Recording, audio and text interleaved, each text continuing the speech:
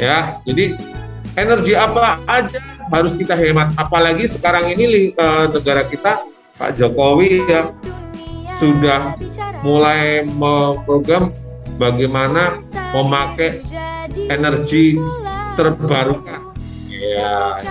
Jadi energi-energi yang dulu tidak pernah dipakai sekarang mau dipakai, tidak lagi menggunakan energi dari fosil seperti bensin, solar, apa itu, pertamax dan sebagainya ya. Nah, tapi bisa sekarang banyak menggunakan sepeda listrik, motor. Sekarang udah mulai banyak nih di jalanan motor menggunakan listrik sehingga tidak mengeluarkan emisi gas ya itu. Oke, lanjut. Nah, peduli lingkungan sekolah itu ya satu, misalnya menaruh sampah, tadi yang dijelaskan ya, menaruh sampah pada tempatnya. Kemudian merawat tanaman, nah itu termasuk peduli lingkungan. Lupa, kok kita harus merawat tanaman, kenapa? Loh, tanaman itu sangat bermanfaat bagi manusia. Satu, sebagai sumber pangan, penyedia sumber pangan, yaitu menyediakan karbohidrat, ada mineral, ada vitamin juga ya kan. Itu asalnya dari mana? Dari tanaman. Nah, kalau tanamannya nggak kita rawat, kita nggak mempunyai sumber pangan ya kan. Kemudian lupa, kan nggak semua tanaman ada buahnya, ada bijinya. Iya, tapi tanaman yang hanya daun-daun yang rindang seperti beringin itu juga menghasilkan oksigen. Oksigen itu sangat diperlukan oleh manusia ya. Jadi tanaman ya harus kita rawat, karena kalau nggak kerawat, akibatnya yang menerima akibatnya adalah kita sendiri. Dirawat ya, berarti kalau dirawat itu poin yang ketiga, tidak merusaknya. Nah, kadang-kadang kita suka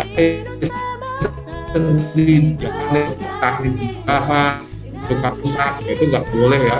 Oke, jadi memang tanaman itu harus dirawat, tidak apalagi dirusak, nggak boleh ya. Kemudian menjaga kebersihan kelas dan lingkungan sekolah. Nah, ini masih banyak nih kalau di kelas nih anak-anak yang nggak peduli bagaimana cara membuang sampah pada tempatnya ya. Jadi mungkin habis nyerut, terus kertas yang nggak kepake, kemudian apa ya,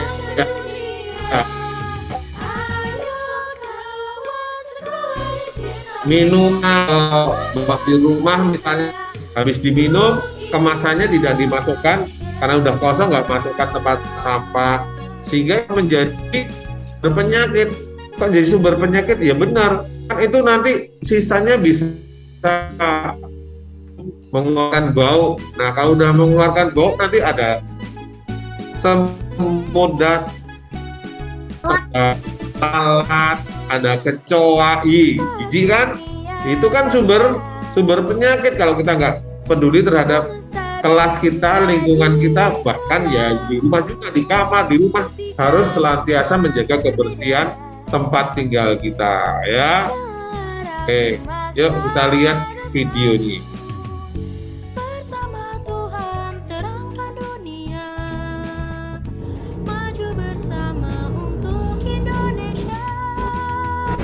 Ya, sampah plastik ini menjadi ancaman nyata bersama yang merusak lingkungan. Setiap tahunnya kota-kota di dunia menyumbang 1,3 miliar ton per tahun untuk mencemari lingkungan. Terkait dengan isu lingkungan, dunia mengenal garbage patch atau kumpulan sampah di samudra. Dan Indonesia dalam posisi yang tidak menguntungkan karena berada di antara dua kumpulan sampah dunia, Samudra Pasifik dan Hindia. Belum teratasi masalah sampah domestik, kini bahaya sampah plastik global. Indonesia darurat sampah plastik, dan itu ternyata terjadi beberapa tahun dari sebelum tahun ini. Dan bisa kita ketahui dari data berikut ini pemirsa, bahwa jumlah sampah plastik Indonesia dengan total sekitar jutaan ton ya. Kemudian produksi dan juga dihasilkan oleh Indonesia. Itu berarti satu orang atau satu hari Indonesia menghasilkan sekitar 175.000. Indonesia adalah salah satu pusat dari ekosistem laut dunia karena merupakan rumah dari 76% terumbu karang, hutan bakau, dan ragam jenis spesies laut lainnya. Akan tetapi, kekayaan bahari yang kita miliki ini tidak akan bertahan hingga generasi mendatang apabila kesadaran kita tentang menjaga ekosistem laut dari sampah masih sangat minim. Slogan seperti "buanglah sampah pada tempatnya" terkadang hanya sebuah tulisan untuk menaikkan nilai kepedulian kita di mata orang lain. Semudah apapun itu, tidak membuang sampah sembarangan adalah hal yang paling sulit dilakukan oleh manusia di zaman yang serba instan ini. Padahal, tugas kita setelah menikmatinya hanyalah sederhana, menjaga dan melestarikannya. Pada abad ke-21 ini, manusia hidup mengandalkan plastik sebagai bahan yang familiar dengan segala produk. Akan tetapi, dampak yang ditimbulkan dari sampah plastik ini juga sangat fatal, terutama untuk ekosistem dan biota laut kita.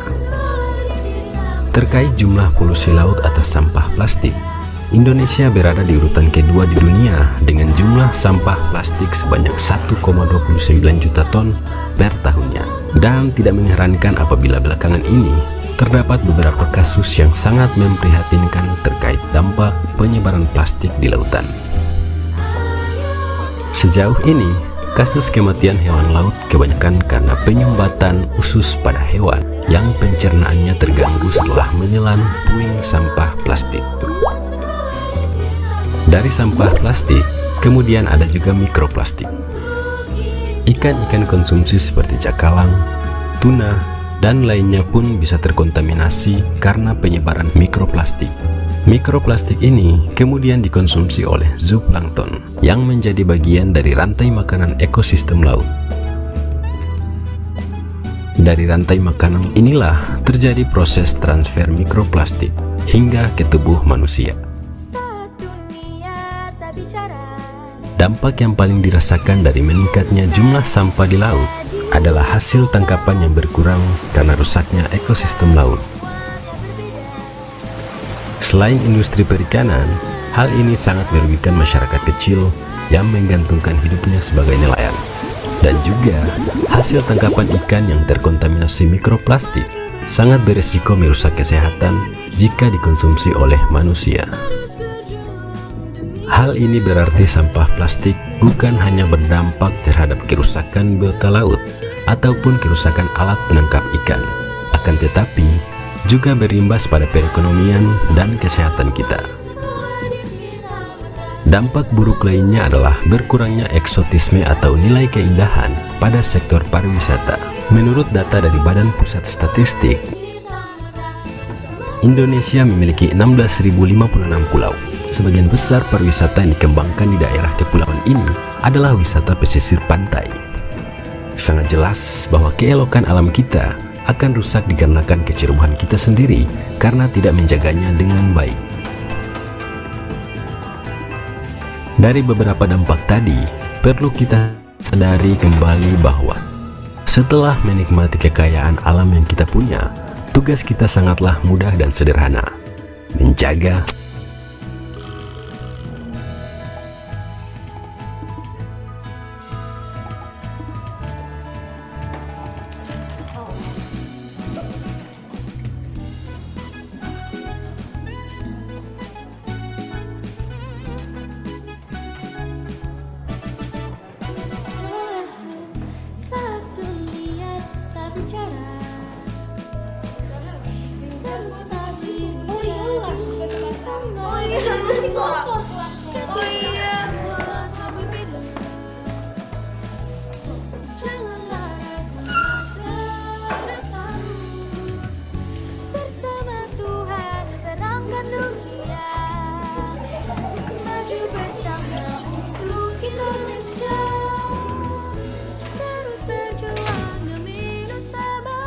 Oke, tadi itu adalah contoh kepedulian terhadap lingkungan. Sekarang kemudian terhadap energi adalah satu, mematikan lampu dan AC.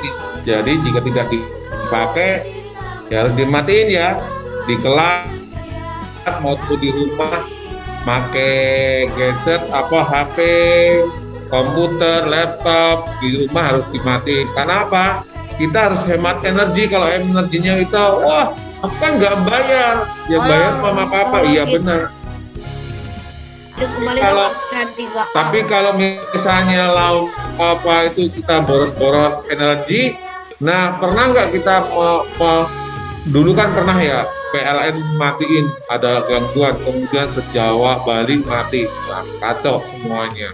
Nah jangan sampai kalau kita boros listrik seperti itu, akhirnya apa?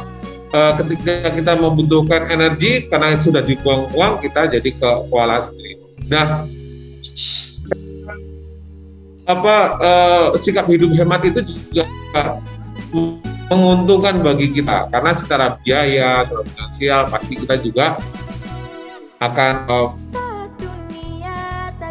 mendapatkan kemudian matikan air keran, jangan buat main-mainan di toilet, misalnya toilet sekolah dibuat mainan itu kan nggak boleh ya kan.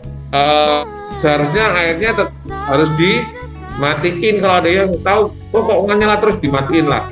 Air itu sangat bermanfaat bagi lingkungan kita ya jika tidak dipakai. Contohnya ini waktunya udah jalan. Kamu terbang yang baik loh. Karena secara gak langsung penggunaan listrik yang berlebihan bakal ngaruh sama pemanasan global. Kenapa bisa gitu ya?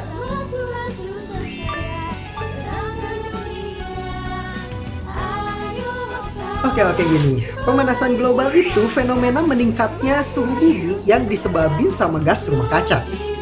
Sebenarnya gas rumah kaca yang nyelimutin bumi ini berfungsi banget buat nangkap panas matahari biar suhu bumi jadi hangat. Kalau gak ada gas rumah kaca, suhu bumi bisa nyampe minus 18 derajat Celcius dan bumi pun jadi beku. Masalahnya saat gas rumah kaca ini makin tebal, makin banyak juga panas yang terperangkap di atmosfer. Akhirnya suhu bumi pun meningkat. Fenomena ini disebut efek rumah kaca. Dampaknya kerasa banget buat kehidupan manusia dan lingkungan.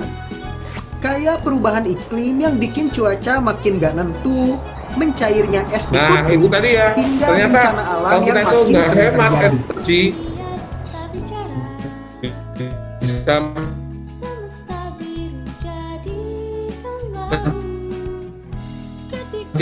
Kita kan rumah kaca ya ada matahari ya. Jadi kalau misalnya rumah kacanya tebal, suhu udaranya naik, kamu berada di luar rumah itu jadi panas-panas. Harusnya rumah nggak usah pakai AC, udah dingin, tapi ada rumah kaca jadi kepanasan, jadi nggak enak kan. Kemudian udara yang kita hirup pun, oksigen yang kita hirup pun juga nggak akan sehat. Makanya kita semuanya harus benar-benar peduli nih. Kalau ada sesuatu yang tidak yang nggak dipakai ya AC-nya dimatiin, TV-nya dimatiin, apa aja, airnya seperti tadi. Nah ini contohnya.